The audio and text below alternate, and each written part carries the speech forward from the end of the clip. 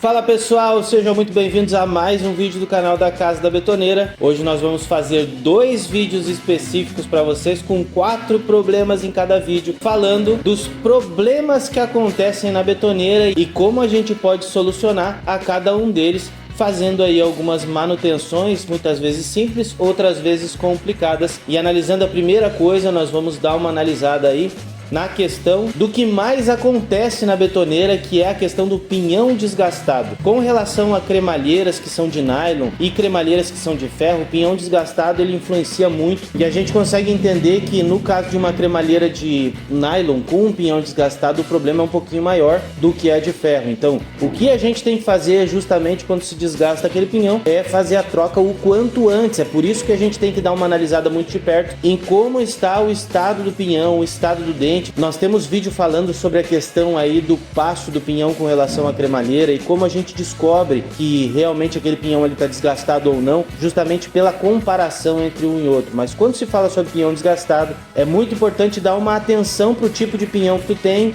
para o tipo de cremalheira que tu tem e obviamente também para a questão aí do desgaste do pinhão em si. A partir do momento que tu tem um desgaste em um pinhão, tem muita gente que deixa a máquina distracionar, a cremalheira está desregulada, o pinhão já passou do tempo também, e isso é prejudicial tanto para máquina ali, para os rolamentos da máquina, quanto para a cremalheira e para outras demais peças. Inclusive nessa nossa linha de pensamento a gente pode ir para o ponto 2, é que um pinhão desgastado ele pode danificar a cremalheira e acabar quebrando a cremalheira, e isso pode ser muito prejudicial. Primeiro porque muitas vezes o cara não acha quem faça a manutenção de uma cremalheira quebrada, ou seja, faz o recondicionamento dessa cremalheira, que seria o mais em conta, o mais barato, e tu vai ter que comprar uma cremalheira nova para tua betoneira. Quando se fala sobre cremalheiras aí na linha de 400 litros, a gente pode chegar a R$ 1.200 numa cremalheira, e tu não precisa gastar isso se tu trocar o pinhão em tempo hábil. E obviamente, falando de cremalheiras quebradas, a gente tem 2 pontos que a gente pode dar atenção a isso, que é, primeiro,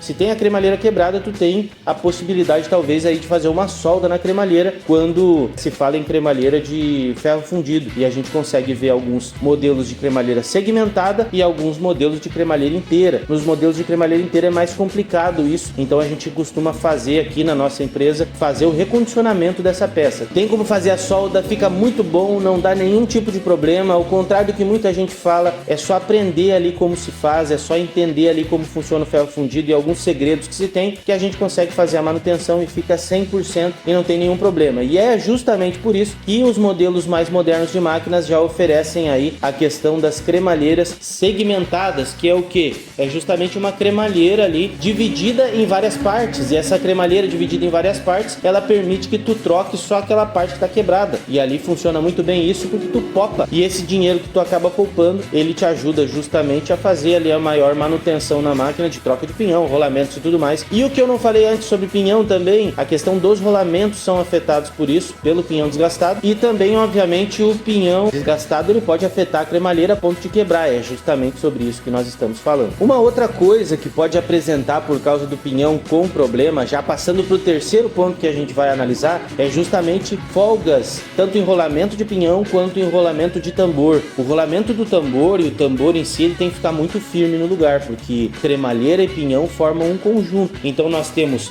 a parte da cremalheira e a parte do pinhão que se encaixa na cremalheira, que aqui no pinhão tem rolamentos, ele pode trabalhar aqui, ele pode levantar o dente e desencaixar o dente da cremalheira, e o tambor ele pode oscilar por causa dos rolamentos do tambor, e essas folgas são fundamentais para dar maiores problemas na máquina, então tem que tomar muito cuidado com isso. E o que a gente faz quando aparecem folgas é justamente tirar essas folgas, desmontar o tambor, revisar para ver o que é, qual é que é o problema do rolamento, se é realmente um problema de um rolamento quebrado ou se só apertando a porca ele soluciona a questão da folga do rolamento. Na parte dos rolamentos do tambor já é mais complicado fazer qualquer aperto, porque na maioria das vezes não tem aperto, os rolamentos são rolamentos de esfera, não são rolamentos cônicos. Inclusive tem um vídeo no card aqui falando sobre rolamentos cônicos, é muito importante dar uma atenção para isso e entender como funciona aí os rolamentos, os tipos de rolamentos, rolamento de esfera e o rolamento cônico. É muito importante isso, dá para vocês dar uma olhada ali e dá para tirar essa dúvida aí, porque com relação a rolamentos cônicos é muito mais fácil de criar uma folga. E a parte dos rolamentos de esfera, que a maioria são ali na parte do pinhão, as máquinas pequenas, algumas usam rolamento de esfera na parte do tambor também, mas nas máquinas grandes a maioria, eu acho que todas, né, Gu, usam rolamento cônico.